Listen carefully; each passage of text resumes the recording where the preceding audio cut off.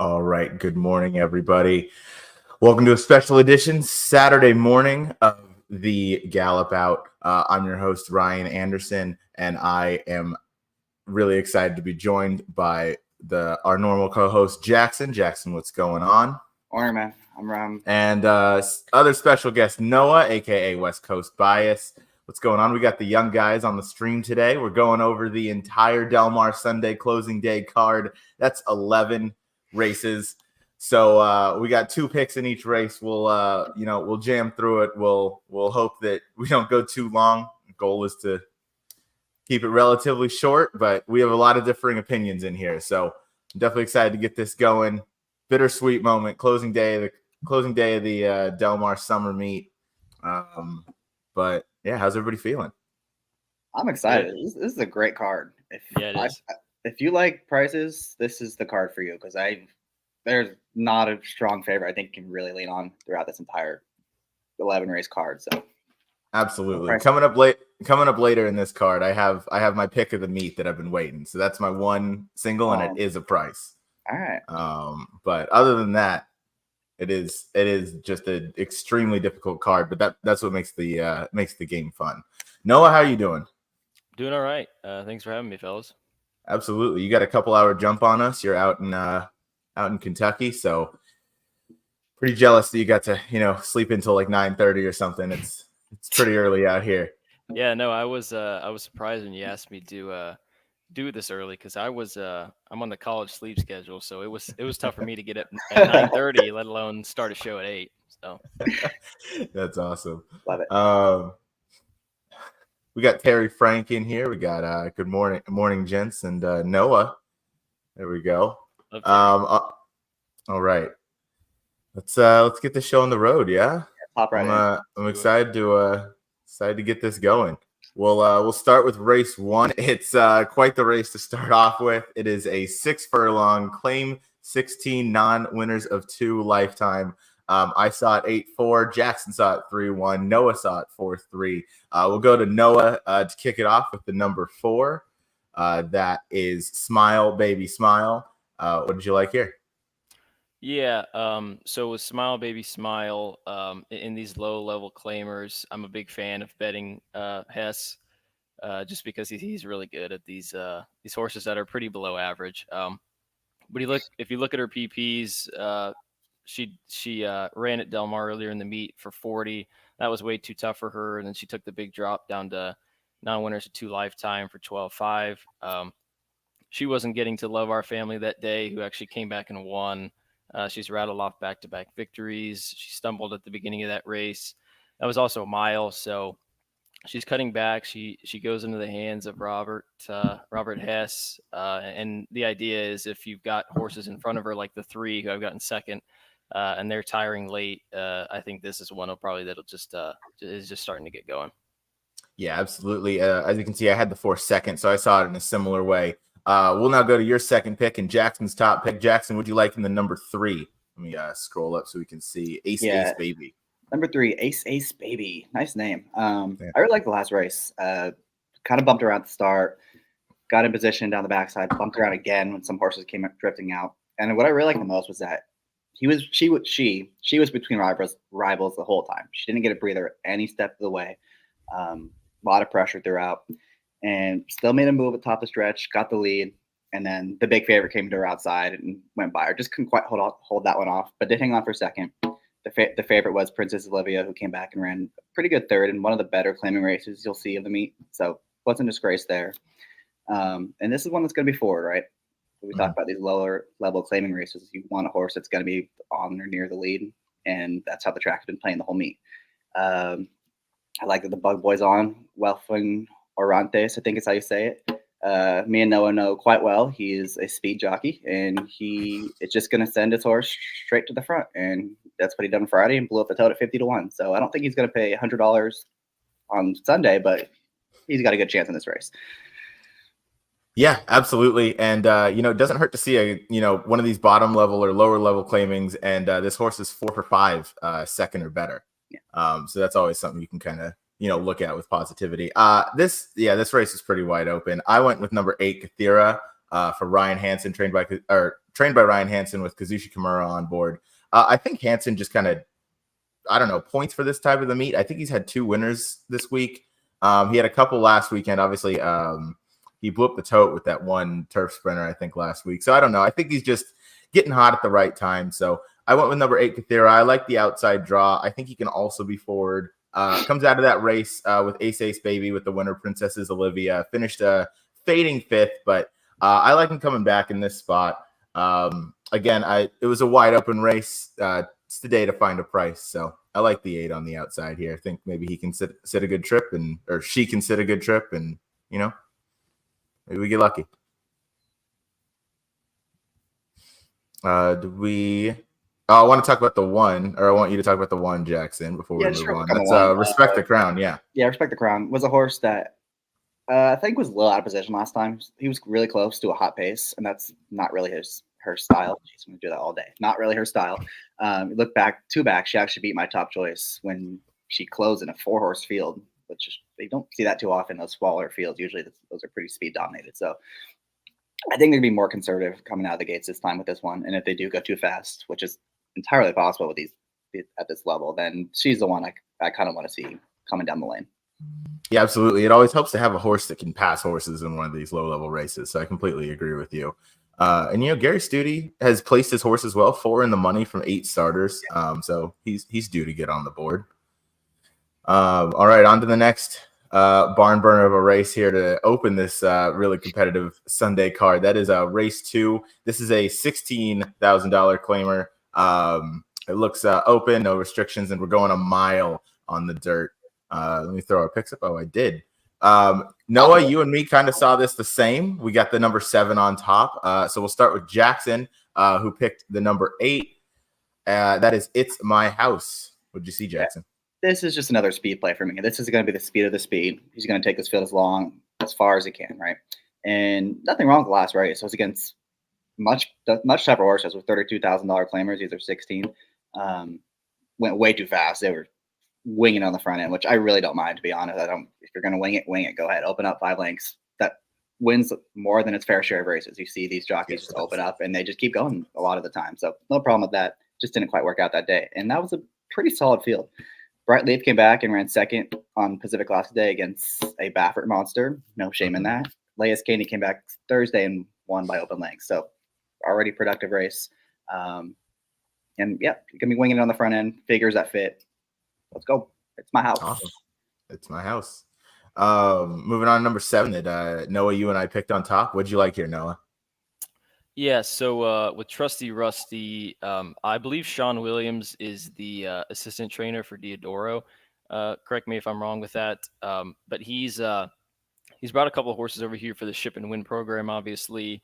And what you don't see a lot of trainers do is they'll actually claim horses from the meet. Normally they just kind of bring to get rid of them and then try and run for that extra purchase money. But he claimed this horse for 16, and he stretches out right away, which I think is interesting, and attracts the likes of JJ, which you always have to pay attention to these low level claimers. He's always around there. He's a trier. He's always run pretty well. Last time he was trying to close at a time where the track's been very speed favoring.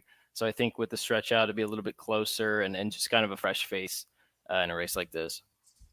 Absolutely, I agreed. I like the fresh face angle, and just coming into this, I think JJ, is gonna just spot him right. Enjoy the stretch out. And then Diodoro, he sent that string with his assistant trainer. I have the same note as you that Sean Williams is the assistant to Diodoro, so I hope that's right on both of our accounts there. Second, we all went in a different place. I went with the 1, Noah, you went with the 2, and then Jackson, you went with the 10. So Jackson, we'll circle back to you. That's the number 10, Lord Sheldon. What appealed to you here? Yeah, this is kind of I like the 9 and 10 together. They're coming out the same race, finished right next to each other, and they're similar prices. So I'm probably going to just take whoever the higher price is. I'm assuming it's going to be the 10 since the 9 beat him last time. This was a horse that was plummeting out of much tougher races. I know they were up north, but he was running fine. Trying to get one at Del Mar, in all honesty. Didn't quite work out last time. But now he's drawn on the outside.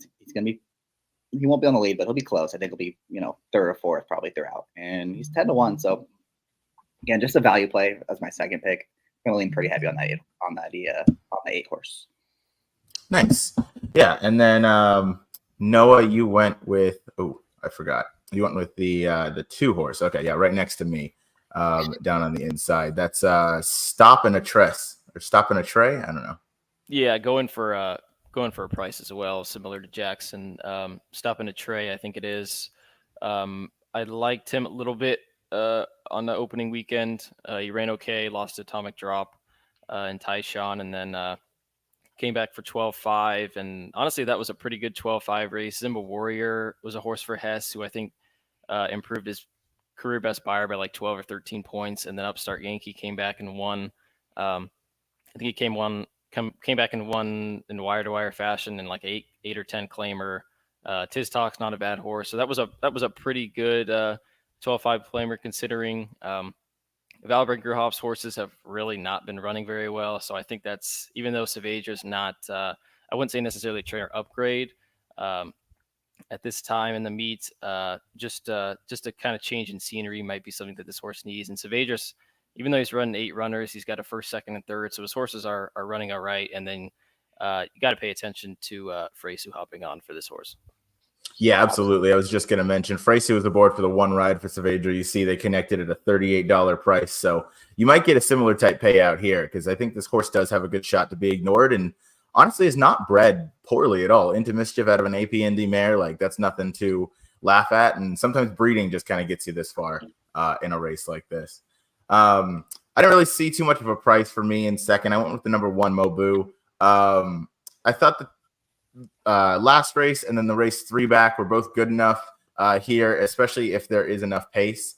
Obviously, that race at Pleasanton, the pace is kind of questionable, but last time out at Del Mar, they did go fast up front, and he came finished second behind Elector, who is a decent horse, I believe, for John Sadler, unless he's been claimed. But I like this horse. I think he's going to sit a good trip. Talamo is I like to play him on dirt routes. I don't feel too confident anywhere else, but I like to play him on dirt routes at Del Mar, and I think he can sit, a pretty good trip. And I feel like there might be enough pace in here to, set it up nicely for him. Before we move on to race 3, Howard, what's going on? Good to see you. Good to see you joining us right now. I was going to say early, but you're also on the Midwest time zone, right? This guy just finds out that we're streaming. Just kidding. Howard, great to see you, man. And all right, on that note, we'll get into race 3, and this is where all the at least to me really exciting races start because we have a good maiden special weight for 3-year-olds and upward. We're going the 5 furlongs on the turf. I saw the race 9-7. Jackson saw the race 11-3. Noah saw the race 3-2. So naturally feels like we got to start with the number 3. That's Tiny Prancer at 20-1. Noah, you want to blow up the tote board? What'd you see here? Yeah, this is definitely one of the bigger prices I'm interested on Sunday. She debuted against a pretty decent field. If you look at her 2 races, she's faced nothing but winners over the summer. You got Moment's Pleasure, who I think came back and won the was it the Solana Beach? Stop Digging came back and I think won either 2 or 3 in a row. And then last time stretched out to a mile. Attractor Spoli was 3-1 in that race, and then run a mile in my shoes, came back and won in the dirt either last week or 2 weeks ago. Miss Club Cali finally broke her maiden, going a mile on the turf. So I've been facing some pretty decent company. She's bred pretty well. She goes back to the sprint, and this just kind of feels like a race where it might fall apart. And when races fall apart, I look for big prices, and this is just kind of the one I landed on. Absolutely, yeah. Hey, I'm never going to talk you off of a 20-1 shot, and clearly you can't be too crazy because Jackson has him second. So, Jackson, I assume you saw something pretty similar here? Yeah, pretty much same things. But, a lot of these times with these Calbred turf sprint races, there's some pretty bad horses in there. But that field she raced on Sandy Derby Day was actually pretty good, as he mentioned. A lot of horses come out of it to do really well. And she ran really well. She was in contention the whole time, tipped out, just couldn't quite get there. But those were good horses. I'm a little concerned that Blacker's 0 for 18, but when a horse is 20-1, that I don't really care. He's 20-1, and they really want to enter this horse. She entered last week against Calbreds. Rispoli was named to ride, couldn't draw into that race. Then she entered Thursday against allowance horses, just in case she didn't get in on this race. So they really are intent on running her at Del Mar. So I think she's ready to go. And it's pretty wide open race, and she's 20 to 1. Absolutely. Worth mentioning too, she took money in that last race, was a little under 3 to 1 going off at a mile against what you guys both described as just a really live race. Jackson, you picked the number 11 Ashley on top. John Sheriffs with Hector Barrios on board. What'd you like here? Yeah, this is a horse I've chased for a long time now, and we're giving her one final chance on the cutback, going back to 5 furlongs, because she's been going a mile and she's been right there, and she looms large at top of stretch, and then she kind of just idles, right? She doesn't really do too much after that, and I'm just kind of hoping this is what she really wants to do. And you look at her races last year, sprinting as a 2-year-old. Her best race came right here at Del Mar. She got a 67 buyer for that, and I'm looking at the rest of this field. That 67 buyer actually holds up pretty well, even now, 10 months later. So assuming she's a little bit better now as an older, more seasoned 3-year-old, and she's able to improve a little bit off of that, she's going to be really tough in here. And I think it's really interesting that John Sheriffs, who does not work his horses out very fast at all, and this horse, I went back into her history, she's always been a slow workhorse. It's just bullet. They're getting her ready. They're getting her ready for this 5 furlong sprint. Hector Barrios stays on. The toughest part is going to be the post. The 11 is no picnic at all, but Barrios is one of the few guys I really trust and make it work. And let's go. 10 to 1. I like it. Absolutely. And Jackson, you and I talked about the other day how the 5 furlong turf sprints this year have been pretty fair. Like, you've been able to win kind of from all over. We just saw, a horse in the 10 post, and the 8, I think, finished second in a 5 furlong sprint last week. So you can win from outside. So the outside post won too in the green flash. So absolutely. Not gonna talk you off. Oh yeah, that's right. The 11 finished second. That was Johnny Padres. On top for me, I went with the number 9 Cypress Moon. For Georgie Papapadromo. Umberto Rispoli takes this mount over the horse we talked about with the number 3. I like this horse coming out. Obviously lost to Tahini, who is a next out winner. I think the Lasix helped. I think just coming back as a fresh 3-year-old is going to be good for this horse. Definitely going to be forward. As you can see, has been forward in the first 2 races and just hasn't quite finished them off.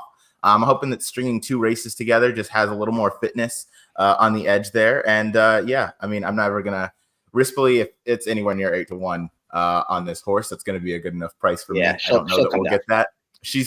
I'm hoping for like 4 to 1 is kind of my realistic goal here. But even 4 to 1, I would take.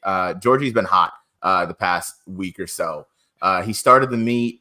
I don't know the exact number, but it was 35. Yeah, it was like 1 for 35 or something like that. And now he is 12 for 80. He's got a bunch of more horses in the money. So I mean, it's certainly something where he's heating up at the right time, right towards the end of the meet, as he typically does. He's typically that kind of guy. Noah, before I talk about my second choice, I want to talk about yours. That is Step It Out, Phil D'Amato, Fresu on board, the number 2 horse. Yeah, this is just in D'Amato, I trust. Some of these horses, we've kind of seen what they can do, and they've had plenty of opportunities. I think Ashley's very, very logical, but she's had plenty of chances. So I'm kind of typically against horses in that manner. And they didn't just bring her over here just for no reason. She did have a little trouble in that last race. I thought the comments made it a little more dramatic than it actually was. But she was in a tight spot going around the far turn.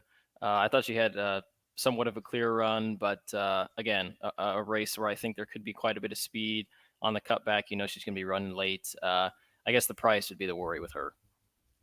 Yeah, absolutely. Might be too short of a price, but certainly second time in the U.S., certainly on the cutback angle, you do have a good shot here. And yeah, in D'Amato we trust, right? On turf, can't ever go too wrong.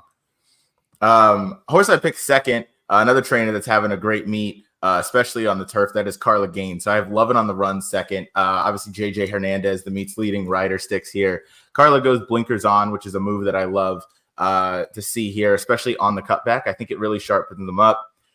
Gaines has only has done this twice, going route to sprint on the turf and adding blinkers, and she's gotten 2 starts, 2 seconds. So I don't know, it feels like too small of a sample size to really hang my hat on it, but feels like something that she is kind of intent on doing, or at least tries to make this move. And obviously, in JJ I trust as well, especially well, I mean, on any surface, but on the turf especially. And I think this horse's numbers fit here. And I think, again, just stringing 2 races together should have a good amount of fitness. Last race was decent, kind of just ran in place. So I'm really hoping the turn back and those blinkers sharpen her up here. Howard chimed in. A serious question. How many West Coast based horses will win a Breeders' Cup race this year? I mean, the Juvenile. The Juvenile. Yeah. Maybe the Chosen Brawn. That sprint's wild. I can't wait for the sprint. I was going to say Raging Torrent over the Chosen Brawn based on the last race. I love that. I love Raging Torrent. And I know Dougie does too. So, I mean, I'd say maybe 3. I'd say 3 would be my max. Just Juvenile, maybe the Juvenile fillies. We'll set the over under at 1.5. At 1.5, yeah. That's a good line. Well, yeah, when Jack's Magic Girl wins today, then she'll be the Juvenile fillies, and then there you go. There it is. For anybody that doesn't know, that is Noah's lock of the meet. That is number 7. Number 7, Jack's Magic Girl in the debutante today. Yeah. So when you see her open up at 8-5, you'll know how much Noah bet on that horse. Oh man, I bet. All right, race number 4. We're going 5.5 furlongs for the fillies on dirt. Noah, Jackson, you and I are in lockstep going 2-9. So we'll have Noah kick it off with number 4, Alanis. That's Peter Miller for Gary Barber. What'd you see here? Yeah, it might be a little delusional to try to beat Cash Call just because there's a lot of hype I've heard. But I think Alanis is going to run pretty well on debut. There's not a ton to go off based off the breeding, but she's a Florida bred. Peter Miller's not too bad first time. I know it says it's on the bottom left. It's a little worse than it actually is. He's a little better over the last 5 years. But Peter Miller does this sometimes where he's got his horses training at San Luis Rey, and then when he intends to run them at Del Mar, he brings them over early and then gets them a work.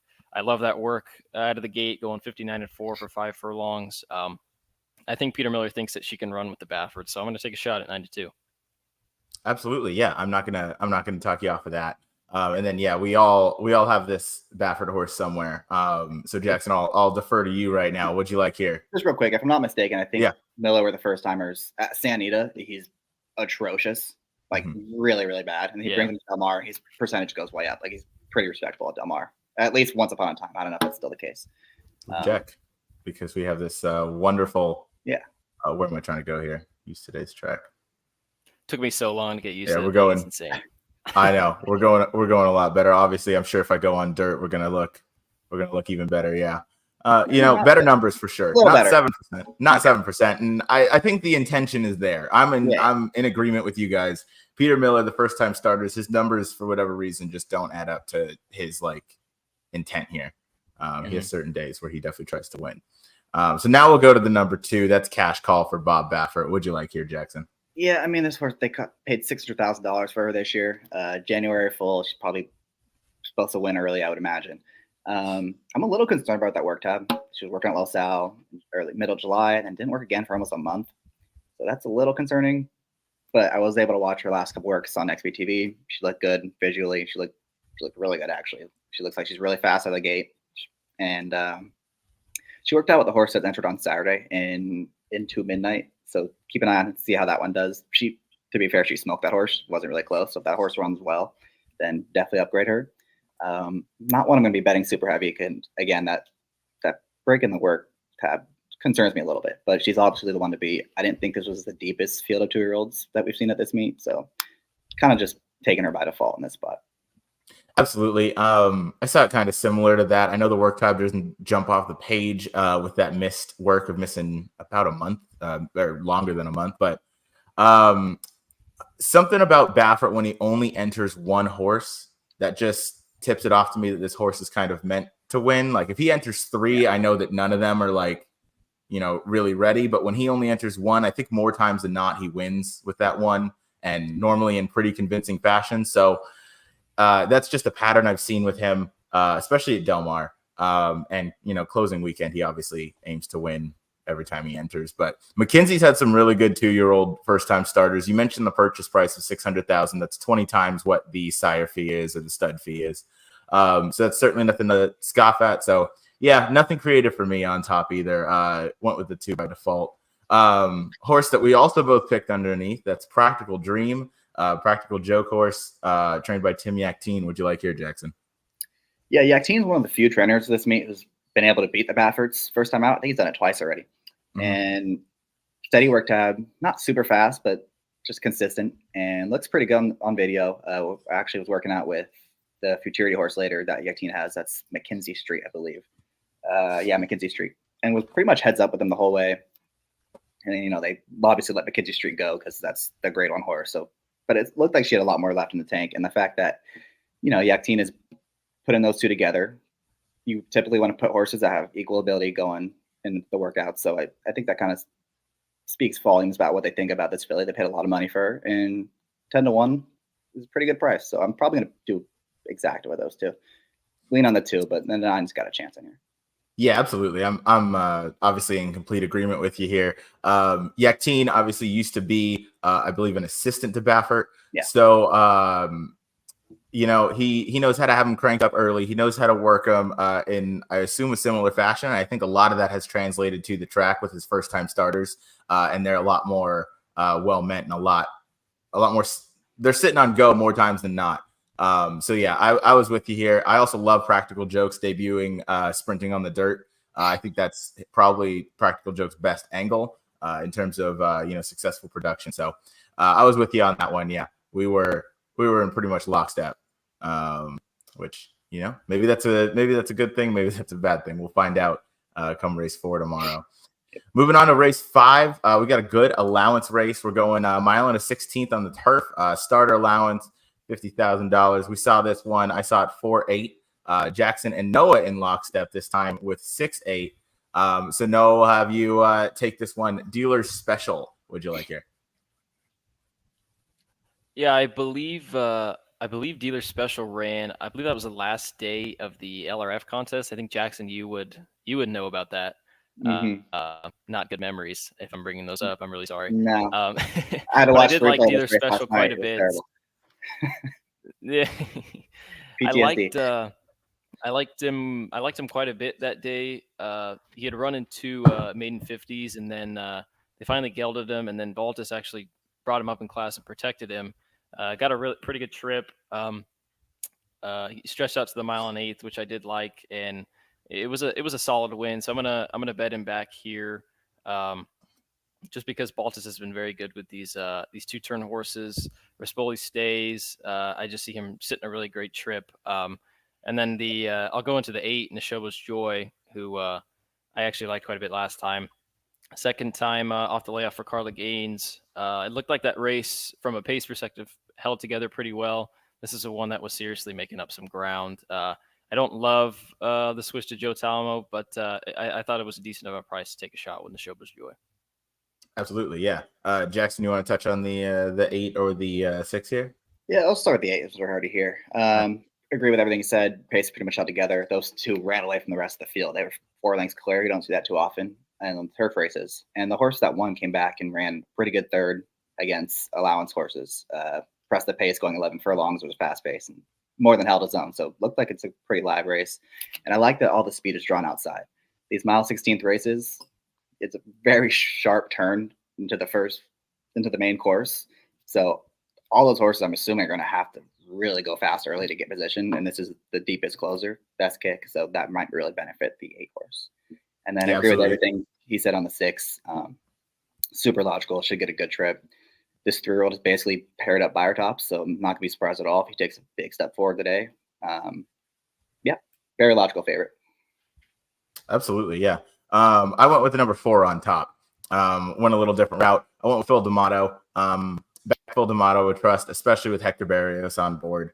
Going back to Phil, actually, off the 180-day layoff, was up with Jonathan Wong up at Golden Gate for a couple races, going way longer in that last one, but closed pretty nicely. I saw it similar, though, with all the pace outside, Jackson. I just thought this horse could kind of set a better trip from the farther inside post. And obviously, Hector Barrios on board. We're not getting 12-1. I get it. It'll be 6-1. But I'll still take that price on. Barrios has ridden the turf excellent. So I think it's a jockey upgrade over Asael Espinoza, who rode him up at Golden Gate. You can see down at the bottom here, they're 34% together with nearly a $3 ROI. So I love that. Class he fits, buyer speed figures he fits for me. He's obviously bred out in Ireland, having his first 4 races over there. So I think he's, capable of handling the 2 turns on turf for sure, even though he hasn't won at that distance in America yet. But yeah, I think he's going to get another good trip against the rail, be able to jump on all the closers who are going to send hard from the outside. And yeah, so number 4. And then, yeah, obviously I wasn't too far off with the number 8, Neshoba's Joy in second as well. Yeah, the 4 would be my third pick, so we're pretty much on the same page in this one. Yeah. Well, we'll find out again if that's a good or a bad thing, because you never really know. This, I believe, is my favorite race of the day. This is race 6. This is race 6. It's a 6 furlong maiden special weight event. Our favorite is everybody's favorite horse, Miramati, trained by Bob Baffert. Hopefully nobody picked the 7 on top here. We didn't. I went with the 13 to the far outside, hoping he draws in. We all had the 2 in second. Is this like a key situation for us? Are we all going to key this horse in second? Number 2 a bit mischievous, or was it just a second logical pick? Logical pick. Yeah, second logical pick. Yeah. I kind of like this horse finishing second. He just doesn't seem to finish off those races, even with the blinkers on. I think the cutback obviously is going to sharpen him up here. But Noah, we'll lead off with you. We'll go to the 4. That is Harry Houdini, who I have third. I kind of like this horse a little bit too. So why don't you let us know? Yeah, well, I'm obviously not going to pick Miramati, and then a bit mischievous. He's a little hard to trust. I know his numbers are pretty solid, but I liked him last time, and yeah, that'll probably happen. I liked him last time, and he was a little disappointing. So I'm not quite ready to bet him back yet. So I went with a little bit of a fresh face, Harry Houdini. This is a horse that's working really well. Obviously, we touched on it earlier. Blacker's really not running well at all. But this is a horse that I think they had high aspirations for. Bred really well by good magic out of a Bellamy Road mare. So maybe longer might be better, and this might be just one to get him back on the track. But Blacker's okay off the layoff. Like I said, he's working well. Hector Barrios hops on, and just one of the logical alternatives I saw to either the 2 or the 7. Yeah, absolutely. I saw it pretty similarly. Again, I mentioned I had this horse third. I thought Blacker gets off the duck with this horse, or at least has a decent chance to. For myself, I mentioned the 2 earlier. I only really like that horse in second. I went with the 13, who is the other Baffert, in hopes that he draws in. I like this horse's work tab. I like the breeding justify out of Uncle Mo. Obviously, we don't have to say how Baffert has him ready. That's pretty known. Has the good bullet work coming in. Him and Kimura have hit 6%. They won with Tenma, who runs in the. Oh, is that the Juvenile Fillies today or the Debutante today? Debutante today. Can't keep all of his horses straight. I'm just guessing. So if this horse draws in, I don't think we're going to get 6-1. But I think we might get 4-1, and it's that other Baffert angle. So if he draws in, I'm going to like him. And then I don't know how I feel about the 2 a bit mischievous, and then we'll get to Jackson, your number 9 horse here, Arabian Flirt. I think the turn back could sharpen him up. I really want to see Cedillo send, because in order to beat Miramati, you just have to look him in the eye just for about 10 yards in front of him. Exactly. We saw Wayne the Brain last time when Miramati lost to Del Mar. Kyle Frey was just dead intent on sending him to the lead, looked him in the eye around the far turn, and Miramati threw in the anchor. I think that's kind of the similar trip I envisioned for a bit mischievous here, but I do like Harry Houdini as well at a good number. Jackson, we'll go to yours now. Arabian Flirt. What'd you like here? Yeah, well, as you guys said, if you want to beat Miramati, all you got to do is beat him in the first furlong, right? Got to get in front of him. And, these jockeys aren't dumb. They all know that. They all can see the form. And I'm really hoping that everyone's on the same page, and everyone sends 5 horses across the track. They go really fast. And this might be the one that can come pick him off. I know he lost to Miramati last time, but was coming off like a 5-month layoff there and broke from the rail.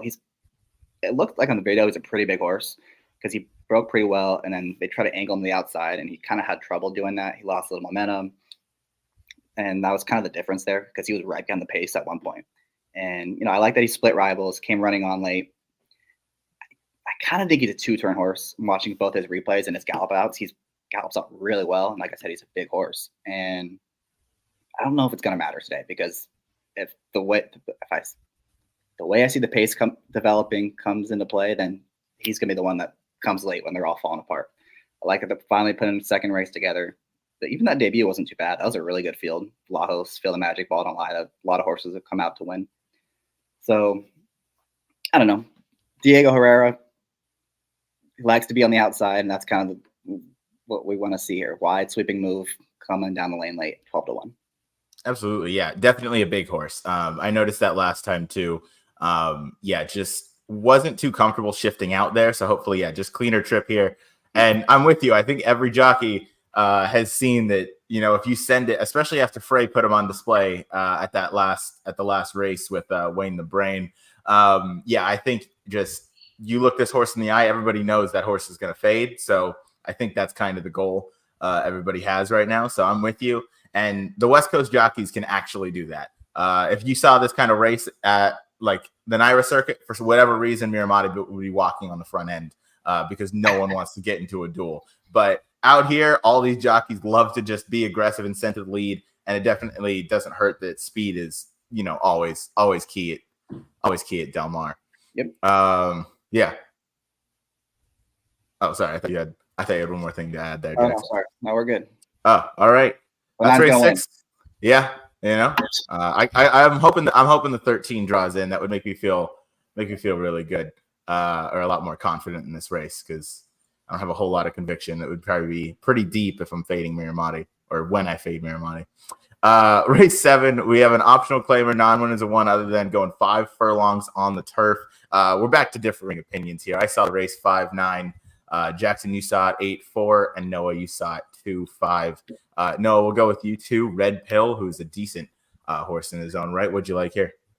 Yeah, you guys saw this race a little more creative than I did, and typically in these 5 furlong turf sprints, I try to go with the price, but there was just nobody that really piqued my attention. Red Pill, obviously, he's only got one way to go. It looks like he's probably going to be the speed of the speed. Got beat by Boss Soli, who was off a little bit of a layoff, I think, last time for Corner. Ran a really nice race.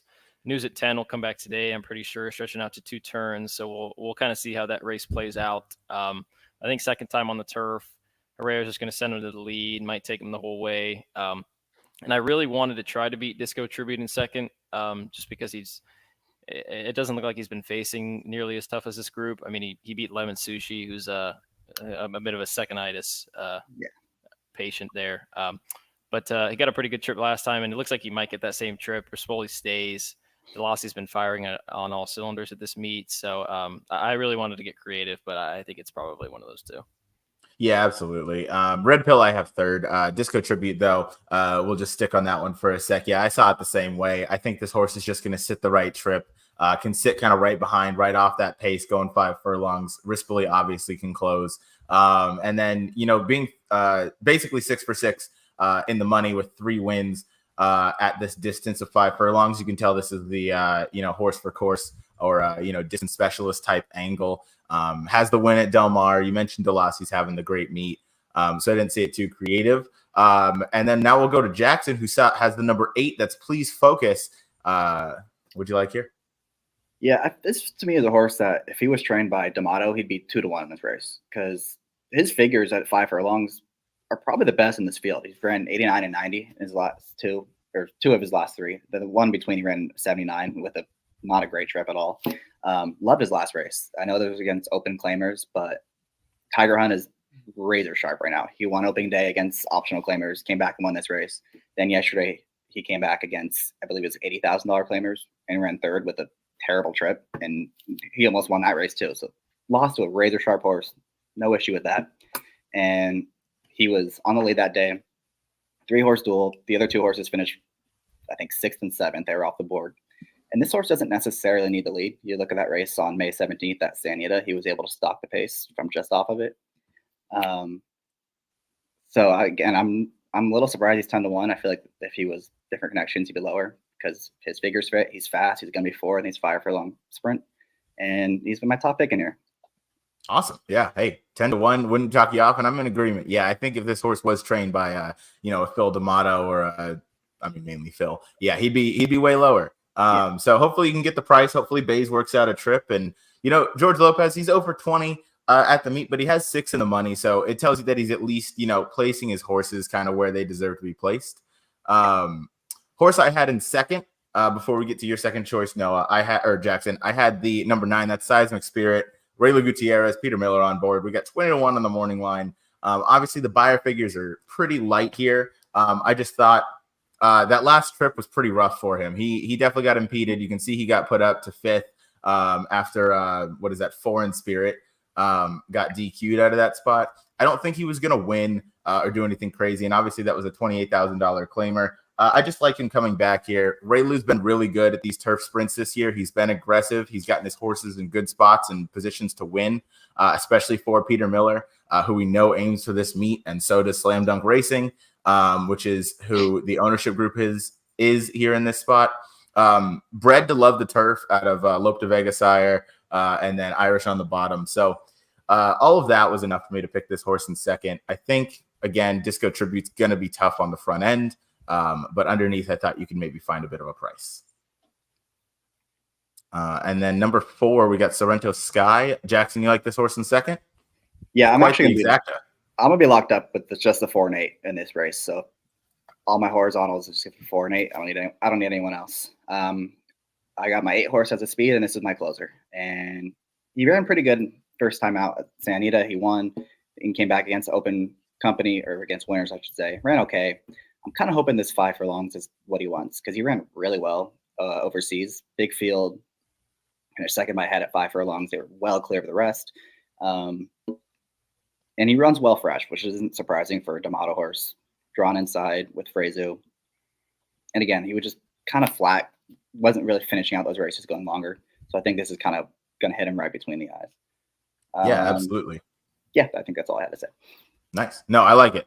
This horse, I think I had it 3rd or 4th, looking down at my notes. But yeah, Phil D'Amato, Fresu. Hopefully, I'm hoping you get every bit of this price, because I think that race down the hill, the race at 6 furlongs going 2 and 3 back, I think those are really promising races with just the running style and what is going to shape up for him here.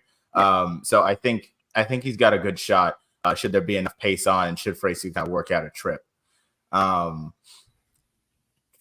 Sorry, there we go. Race 8. Forgot where to go there for a second.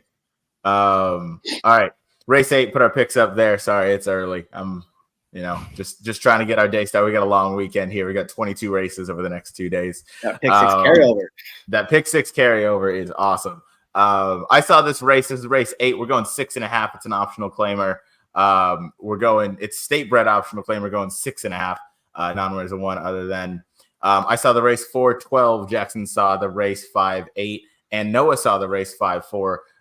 So as the one outlier here for the horse on top, I'll start with the number 4. That's Coach Cronin.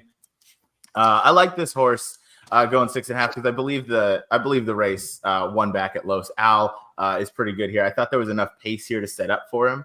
I think he's tactical enough that he can work out a good trip. Kelly Bainham has come here with a purpose. I'm not too familiar with her, but she's got 5 horses in the money. She claimed a horse yesterday, so she's clearly intent on making a good impression out here, and I believe she's done that. I know the jockey trainer combo is 0 for 8 at this meet, but that's not going to concern me too much. I think this horse is going to work out a good trip. Can be tactical. Is back in versus state breds today. Has faced open company in each of the last 2. Obviously, one being on turf, but I don't think this horse really wants turf. And yeah, again, just the 2-back effort fits here, and I thought could work out a trip from that 4 post. So yeah, I went with the number 4, Coach Cronin on top. We'll go now to Noah for the number 5, which you and Jackson both had on top. You guys can both touch on this. What'd you see? Yeah, I liked him a little too much last time to not bet him this time. He had a little bit of trouble early on in that race, and I know he likes to be close. That ended up not being. I think there was a lot more speed on paper that day than there turned out to be. He's a horse that likes to be close. Peter Miller claimed him for 20, and then actually brought him over to state breds and protected him. He was liked by the public that day, and I think he's going to get a pretty good trip here today. And then I'm with you on Coach Cronin. Getting back to the dirt, I'm not really quite sure why Kelly Bainham ran him on turf last time, but she can train, that's for sure. She's got half her runners have been either first or second. I guess the one concern with him would be you look after that race of July 27th, they gave him a little bit of a break, and the 3 works since just haven't been quite as fast as the works before that, which, maybe you wonder if he's not doing as well, but you got to look at him considering he's getting back to his preferred surface. Yeah, absolutely. I definitely saw the workouts as maybe a bit of a minus, but trainer's got some really strong numbers and everything like this from, 31 to 60 days at 24% with a $3 and above ROI that shows you that she can have them ready. I love this strange kind of allowance stat where 60% with the 516, that just seems kind of random, but I was, on board enough to look at this horse. Jackson, do you see anything else with the number 5 here who you picked up top? No, he pretty much touched on everything. I didn't have a great feel for this race. My only strong opinion was that it's going to be a pretty fast pace, and this horse usually likes to be, 2 or 3 lengths off of it and make his run. And I think that's going to be a pretty good spot on this track right now. I like that they're going to 6.5 because he was getting to that second place finisher last time at 6, galloped out really well. And Rispoli has been having him in all the right spots on dirt and turf this meet. So very logical horse, I think, in this spot. Absolutely. We'll still stick on you because you have Mio Bambino at 20-1 as your second choice. What'd you like here? Andy Mathis, Kent DeSormo. Yeah, again, this is a race where I just felt like the pace was going to be pretty hot, and this is a horse that'll be closing. And anytime Andy Mathis wins first out, he's atrocious first time out. So the fact that this horse was able to win, I think, kind of tells you how good he might be, especially when they threw him to the wolves last time, straight into the stakes race right here at Del Mar. Didn't get a great trip. Broke slow. Was kind of just behind horses. Never got comfortable. It looked like he was having trouble with the kickback. So I think that's a race you can kind of just toss out. Sorry, not to cut you off there, but I was going to say absolutely. That last race, the Real Good Deal, that was the strong inside speed bias where Curlin's Chaos pulled off to win by open lengths. Obviously, came back to disappoint on the turf in like the Oaks or something, whatever it was. But regardless of that, sorry. Oh, he did scratch. No, he did scratch. You're right. Pure Madness did come back and won. Yes, really easily the other day. So. Yes. But yeah, that race was completely front end dominated by Curlin's Chaos. So once he broke slow and he was climbing, he was just uncomfortable. So I'm in complete agreement that he is due for a much better trip here. And I think if he does step up, I think it's definitely a logical horse. And you mentioned Andy Mathis, just atrocious first time out. He's not great. But yeah, I want to touch on the number 12. That's Mirinda here, who I actually, oddly enough, I had this horse first time out and then have not bet him since. I like this horse. Philly. The Philly. Sorry, the Philly against the boys. That honestly, I didn't even really factor that in. I know the Phillies can beat the boys, in a given day. But yes, it is great to point out because that does matter. Absolutely. But I thought you're finally going to get a price on this horse. And I thought Mike Smith is hopefully just going to get this horse out in front where this horse was clearly comfortable in his lone win, got brave out on the front, got comfortable. I like these 2 bullets leading into this race here and almost, very sharp works ever since that last start. So I think he's in good form. I think he really loves Del Mar she really loves Del Mar. Oh, that's all bad. That was like 4 times right there. I think she really this was betting and booze and we're all drunk. So I think just, 4 really sharp works over this Del Mar track. That has me really optimistic about her and her chances here. Honestly, it was just the fact that this horse has not been under or above 3-1 in any of her starts in her career. And I think we're finally getting a price at a horse with some decent ability and kind of showed that ability first time out. So just really hoping this horse gets back to that form and can find the winner's circle here. I'm hoping Mike Smith just dead sends, doesn't act like she's Zenyatta, and just gets out to the front and gets her home. We'll get there. We'll get there. Maybe one day. Putting the picks for race 9 up because we're about to get into just this race was a headache. I don't know how you guys felt. This race was tough. I loved it too. It was impossible. Like this 2-year-old form where all these horses have, 1 or 2 starts, and none of them have, proven stuff going on. So Jackson, we'll start with you. You picked the 3 on top, similar to me. That's another filly running in against the boys. What did you like here? Yeah, I only need 2 in this spot, and I'm going to be too deep, and that's it. If I lose, I lose. We're going with the European. And I wrote in my notes, the Euros are better than us, in all caps. And that's all it comes down to, especially I heard on the West Coast. I mean, they just are. And there's a ton of speed in here. Like, you're looking at there's a lot of 5 furlong sprinters stretching out. The ones that have gone a mile all went really fast. Well, I'm anticipating a hot pace. And this horse closed in a 16 horse field, came from well out of it, got the job done. Pratt bothers to show up here for Glatt. I don't need to say anything about Pratt. He's a pretty good rider from what I understand. And I actually really liked the workout. I was able to watch it on XBTV. She worked out with an older horse named Musical Rhapsody, who was a stakes winner going long. And she was heads up the whole way under a stranglehold. She could have gone so much faster if she wanted to. So, deep closer, kind of big kick. She's the one that's going to be flying late. Absolutely. I also had this horse on top. Mark Glatt, for anybody that doesn't know, he's not a big talker. I saw this horse in the entries, and I saw him on Thursday at the track. He did not. I didn't ask him whether he was running today or running tomorrow on Sunday. But I said, "Hey, I like your horse, Encorda." I think is how you pronounce her name. And he gave me like a smirk out of the side of his mouth, and that's the most I've ever gotten from him. I've tried so hard to just get him to say words to me, and he keeps to himself. He's about his business, and I respect it. But I was able to get a tiny smirk, so that was enough for me. But my first note on this horse, it just says Pratt, period, and then the second one is Euro.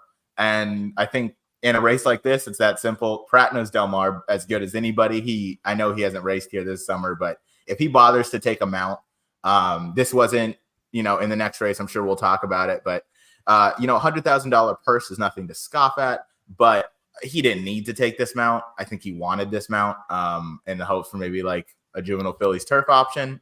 Who knows? But it's certainly all signs are pointing up, at least for me, and clearly for you too, for this horse. So fingers crossed, we can get her in the winner's circle if she runs in the spot. Noah, we'll go to you now. You have the number 8 Scipio. I don't know. I'll let you pronounce this one. What do you like about this Scipio horse? Yeah, I like this horse quite a bit on debut. He was 5-2 in a 5 furlong turf where everybody and their mother was running for the first time. So you didn't really know what these horses were capable of. I'm hoping that's a pretty live race. I know Ironman Cal, who you guys are both a fan of, and I'm a big fan of today, comes back. I think in the early pick 5 today, stretching out to a mile. He lost all chance in that race at the start, and he was flying late. I'm hoping that race comes back live, just because I've got him, and then I've got the one Artislas who actually won that race, but. I think the distance is going to help Scipio rather than Artislas. But I think you still have to look at the one, just because he draws to the rail. He's going to save a lot of ground. He's probably going to not travel nearly as far as some of these others, especially with some of the major speed being to the outside. So I'm just hoping that race comes back pretty live. Absolutely. Yeah. I like the number 1 Artislas. I just didn't love, I like the look going sprint to route and everything. Just, I don't know, something about the breeding didn't scream 2 turns for me, so I couldn't pick this horse in my top 2. But I do have him as like a C, like an alternate. I might use him on some deeper tickets if I do play that far. Jackson, we'll go to your number 9 here before I touch on the 13th. That's Sabretooth. I do like the breeding on this one. What'd you like here? Yeah, I thought the debut was fine. He was finished second in a fast-paced race. It was kind of closing late, but it was the race last time that I really liked, because he was 3 wide every step of the way. He never got any cover. Pace wasn't super fast, but it was honest. And I like that, again, he was wide the whole way. Big long shot came at him at the 3/8 pull, kind of forced his hand probably a little earlier than he wanted to. Made his move. Got the lead at the top of the stretch, trying to draw away, and then deep closer came running at him, right? Ivan the Great. And Ivan the Great passed him. And as soon as he saw the horse go by him, he kind of re-engaged and fought all the way to the wire. Lost by neck, but he galloped out in front. And I think there's more here from this horse. Again, he never had any cover. He was wide. Blinkers are coming off. That's a really good move for Yak Team. He's just 3 for 8, but a high ROI. And he's one that I know can pass horses. And I already touched on, I think this is a race that's going to be very fast early. And he doesn't need to come from way out of it like the 3 probably will. So 3 and 9 here is all I need. I don't need anyone else. Absolutely. No, I in complete agreement with you as well. This horse has a real shot. Paired up the buyers and, first 2 starts, should have a logical move forward. Is a half to going to Vegas, who obviously was a monster on turf out here on the West Coast. So you got to love that breeding as well. And yeah, I think the blinkers off could, really help wake this horse up. Because as you mentioned, as soon as Sabretooth saw that Ivan the Great last time out, re-engaged. So that makes me think blinkers off, going to look a horse in the eye and just not want to get past this time. Once, this horse gets up to the front. So I think this horse is in with a real shot. However, the horse I have in second is Johnson's Magic. That is the 14 horse, somehow not an also eligible. I forget that they can go 14 deep on the turf here. Obviously going to be drawn out pretty wide, but I feel like with the amount of pace that's signed on in this race, Johnson's Magic with Hector Barrios aboard is going to be able to save some ground. I only say, obviously, in the chart, it shows that he was up close. However, with those fractions, 23 and 46, that's going to be pretty slow in this race. So I think with everybody else sending, as most are coming out of 5 furlong sprints, or if they're coming out of turf races, as you guys said, they were going pretty quick up front. So I think Johnson's Magic is going to have a chance to get over, not to the rail maybe, but close to it, get to save some ground. Obviously, these connections are connections that mean business here with Sadler, Legacy Ranch at Del Mar, and then Barrios aboard. They're 22%, 230 ROI. And I thought maybe this horse could get forgotten about all the way out at number 14. So I'm hoping for a bit of a price, but I am just 314 here. Hopefully, I'm really hoping the 3 horse runs here in Ancorda or Ancorda. I don't know. We'll find out, I guess. You're close. Close yeah. enough. Yeah. And also it's Hector. He's going to find the rail somehow. I don't care. Exactly. If he's on the 20 post. He'll get to the rail. He will get the rail. So especially at Del Mar. And yeah, he just rides. He rides so well. Was the favorite in debut as well. And I love the Mr. Biggs going 2 turns. I think they're just meant for 2 turns. They're just so big, no pun intended. They need a little more room to kind of get going, get running. So I like that horse on top. Moving on to the grade 1 Del Mar Futurity. This horse or this race, I have am taking a page out of Noah's book, my play of the meet. I only picked 1 horse in this. This is my single. If I lose, I lose, but I'm going with Brother Tony. This horse last time out broke awful, ducked in, just had a terrible trip. It was a miracle this horse got third to Gaming and also behind Rank, and they both run in here. However, Gaming's race, at least to me, was not visually too impressive. I love how Peter Miller has him on the work tab ever since that, with a bullet bookending a good 5 furlong kind of stamina drill. I think that 3 furlong work comes with some intention to it.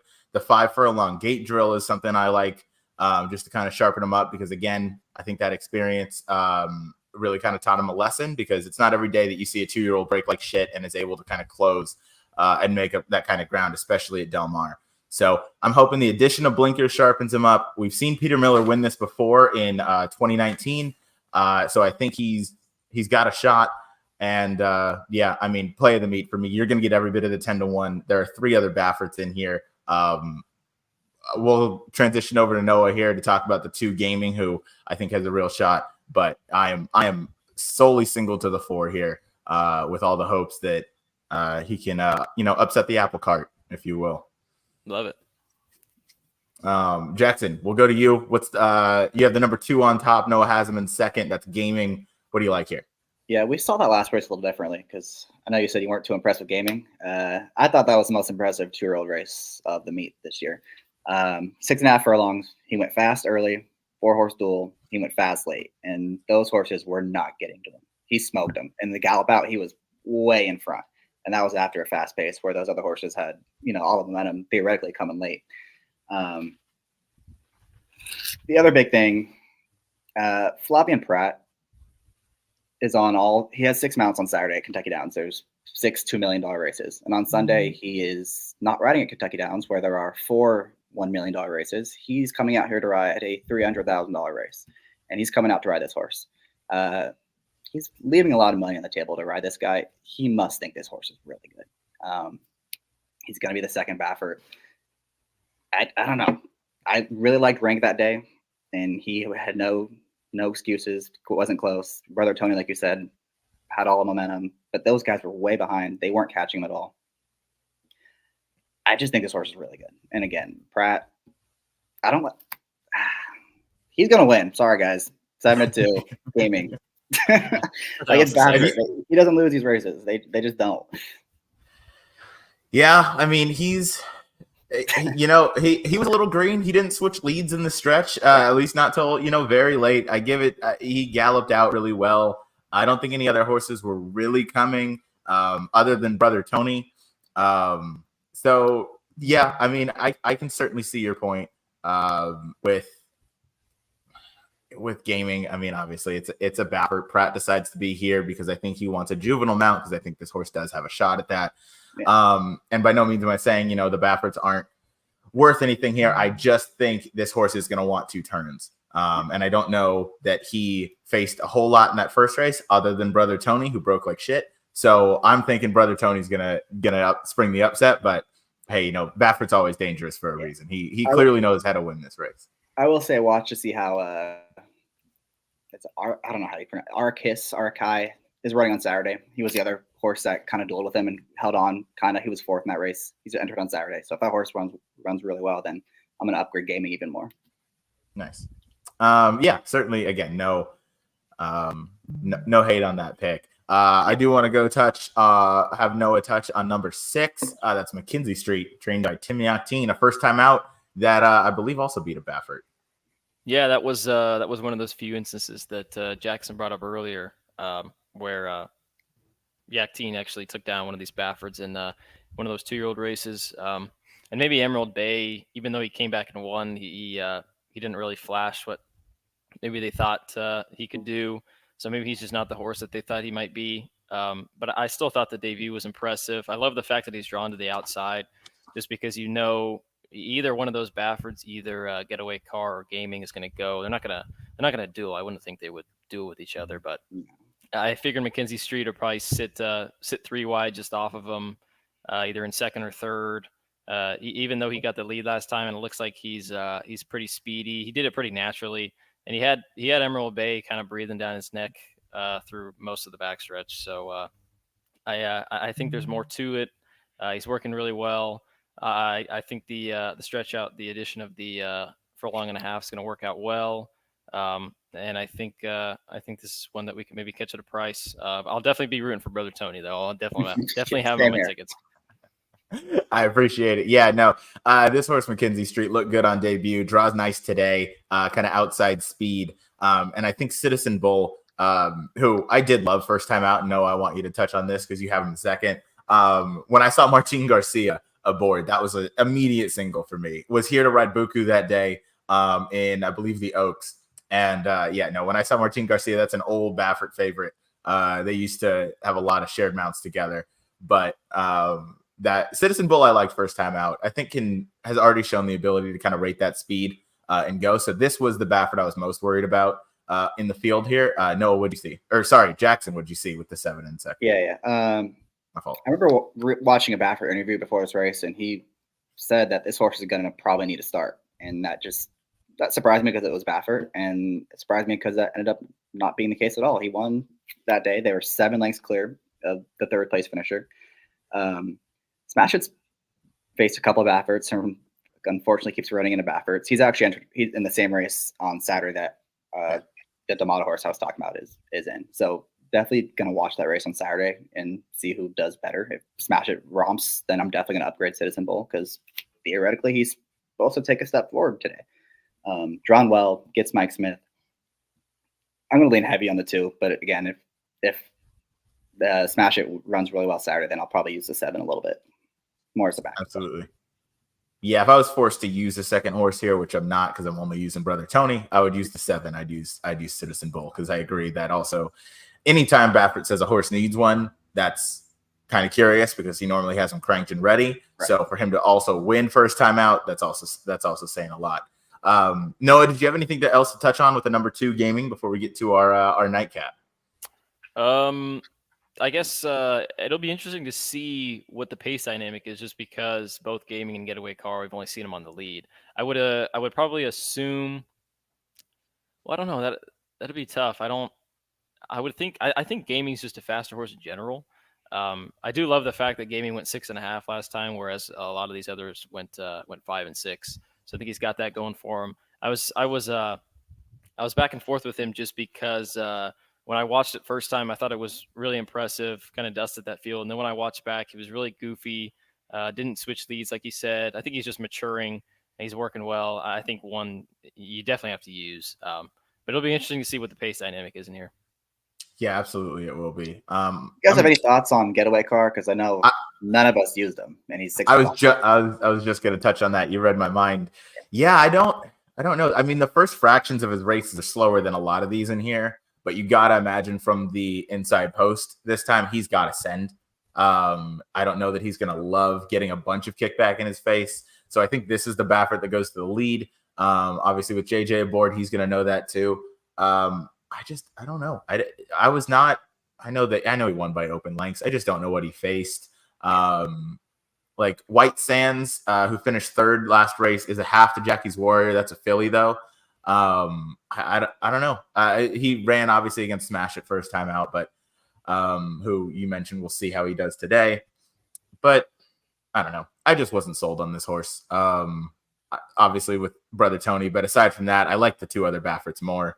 But also with 3 Bafferts in here, I don't know. Maybe he's probably just putting them all in because they're all 2-year-olds and they're all ready. But I don't love when 3 Bafferts are in a race.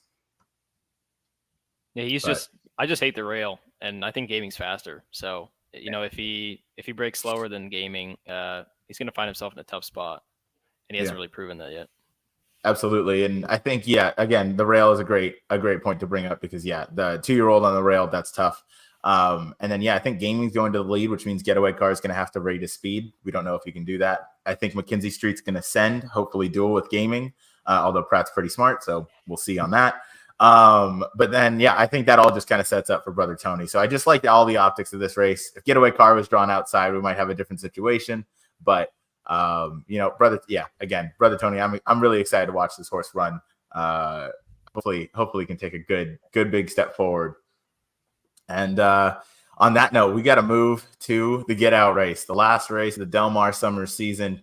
It's race 11. If my DRF wants to load here, there we go. We're going 1 mile and a 16th. Optional claimer 40, non-one other than. Let me put our picks up on the screen. I went 3-12. Jackson went 8-4, and Noah went 2-3. Noah, we'll kick it off with you with the number 2. That is Cornelia Fort. What did you like here? Yeah, it's unfortunate. I kind of struggled with this race a little bit, and it's the last race that we're going to see for quite a while. So I wish I had a stronger opinion. But just going into Cornelia Fort, look at her 2 races here at Del Mar. She's faced some pretty decent horses. She ran against Sunset Glory, who I think came back and beat Linda's Gift, if I'm correct. Yeah. And Gypsy Woman was a horse for Glatt, who came from overseas, was disappointing at first, I believe, and then ended up getting the job done the second time. And then last time in the Solana Beach, ran in the Solana Beach, ran okay, was 20-1 that day, came with a nice little run. I think if the pace does heat up a little bit, she's going to save ground. Obviously, the connections are not hitting at the biggest clip, but you kind of pay the price with that, and maybe we can get Cornelia Fort home to end the meet. Hey, this was not an easy get out race. This race was. I know we all had to pick 2 horses, but I would have gone 5 deep in here and still not felt confident about it. Jackson, we'll go to number 8 next for you. That is your top pick. Holy shit, 20-1, Pleasant Wave. Balthus and Frey, you want to blow it up to end the meet. I gave you the wrong number. It's the 7. Oh, that's the 7. Okay. We'll get to a price in a second, but I do. All right. I'm with you guys. I struggle with this race, man. It was tough, and for as big of a field it is, there's really not that much speed signed on outside of the favorite, who's a 3 horse. So I'm taking a chance with the 7 here as my top pick, 8-1. I watched the replay. She actually broke on top last time, and then they kind of wrangled her back to the back of the pack, which was not the move because the favorites just galloped along on the pace. They went 1-2 the whole way. No one really did anything. So I thought it was impressive that she was able to get up for third. After, she didn't get much cover. She got a wide trip, kind of. It wasn't terribly wide, but it wasn't ideal either. And I think Noah touched upon Gypsy Women won that race, won pretty easily, and she was good as on opening day too. So it's a pretty good horse. I think that horse would be a pretty big favorite in this race, and was only a length behind with not an ideal trip. My biggest concern is I like Mike Smith on the lead, and I like him in dead last. I don't like him mid pack, which I think is going to be the trip that he kind of needs if he wants to win this race. I'm hoping that's what he does today, because again, she did break on top last time and they wrangled her back. Just hoping she gets a little more forward in a race that doesn't feature a ton of pace. Yeah, absolutely. Love that analysis. Switch your pick down there so we can all see. And then, we'll get to a price here in a moment with your number 4 horse. I do want to touch on the 3. I love all the points you made, though. Second off the layoff, too, with that 84 buyer, definitely puts him in contention if he's able to take a logical step forward. I like the 3, Rugula on top. I love 3 for 3 at Del Mar. Obviously, it's a big horse for course track that we have at Del Mar. Horse loves it. That's something that I like to play back. Came here and won a claim 40. Was claimed out of that, claimed by Georgie, who I mentioned earlier in the show is having a great meet. Is hot. Florida bred horse, interesting enough, out of Twirling Candy. But yeah, Rispoli aboard. This horse has some ability to be tactical and just kind of sit right off the pace. Definitely needs to be kind of forward, though, in a spot like this. And I think has the opportunity to be. I was with you. I'm not sure how much pace is in here, so I think this horse could work out a good trip. Obviously, nobody better than Rispoli on the turf here at Del Mar on a race-to-race basis. So I'm really hoping this horse sits the trip. Noah, how'd you see it? Because I know you picked this horse second. Yeah, no, I agree with everything you said. I think last time she kind of proved to the bettors that she can kind of still run. She was really good at the end of last year and early, and then she kind of tailed off.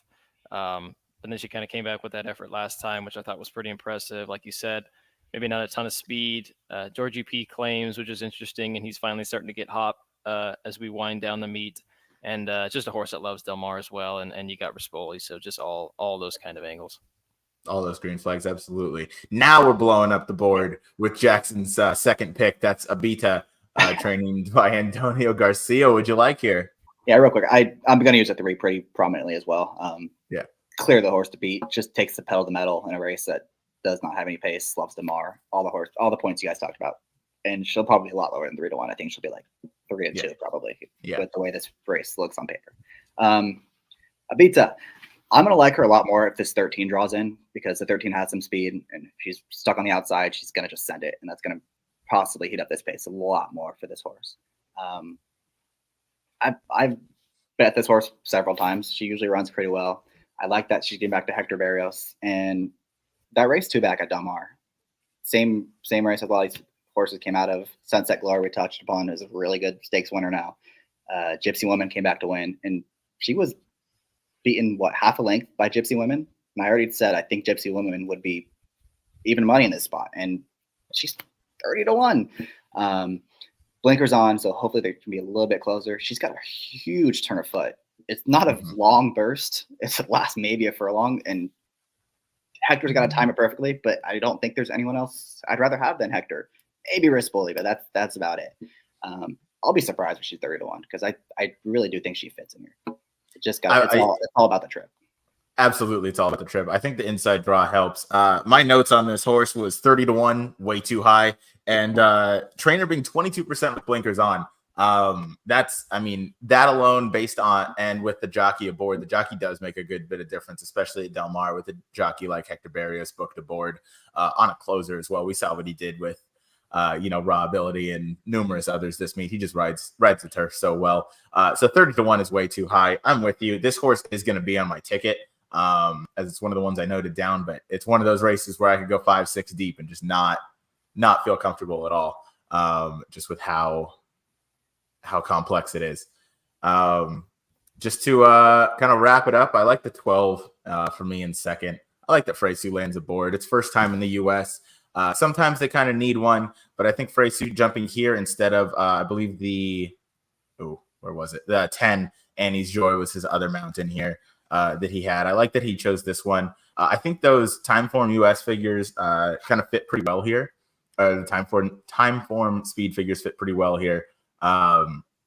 So again, not really sure what is in this race. Not sure. Certainly not confident, but I like the Euros. French bred. Normally they're better than us on turf. So hopefully can get over here. Hopefully has a good turn of foot. Haven't been able to watch the replays out in France there or overseas, but looks like she's a little gets here. Yeah. Made all. Yeah. So we're gonna see. Has been here for a while and has a good series of drills leading in, which I like to see. So hopefully, Glad is gonna have this horse ready to run on closing day. I think this horse is gonna be well meant in this spot, and not a huge price. I'm hoping, I don't know, maybe 4-1. 4-1 would be nice. I don't know that I'll get that, but Rugaluk is going to take money, as you said. I think 3-2 is accurate. So, hoping this horse has a bit of ability, bit of talent, and can win here in this spot. I like it. All right, that is the 11 race closing day card. We did it in just over an hour and 15 minutes. That's not too bad. Way to go, everybody. That was fun. Happy we got our first live show.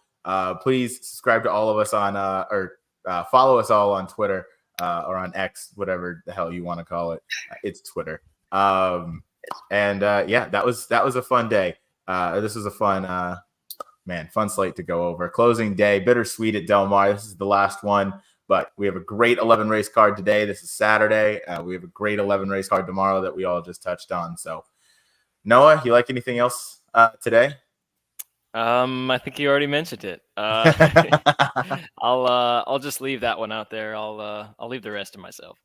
Yeah, absolutely. I like it. That Noonie to Jack's Magic Girl opening at 1-9 is gonna be hilarious. Oh yeah, I just can't wait until that third race. They post the prices for that, and then I look at the pools. I feel like I'm going to see something amazing. Yeah, absolutely. I do want to wait for the scratches to come out. I want to see if Ancorda runs today or tomorrow, because that obviously is going to play a big thing into the juvenile tomorrow. And then Ironman Cal, who we're all kind of high on, who Jackson, I think you and I picked on our show, and then you said you liked him too, Noah. Mm-hmm. So a lot of stuff to watch today going into tomorrow on closing day. But gentlemen, thank you. That was a lot of fun, and we'll see you guys soon. Jackson, I know you'll be out at Del Mar today, so I'll see you in a few hours. Yes, sir. Sounds good. All right. Noah, take care. I'll hope to see you soon. Talk to you soon. Yep. Thanks for having me. All right. Absolutely. All right. Good show. Peace.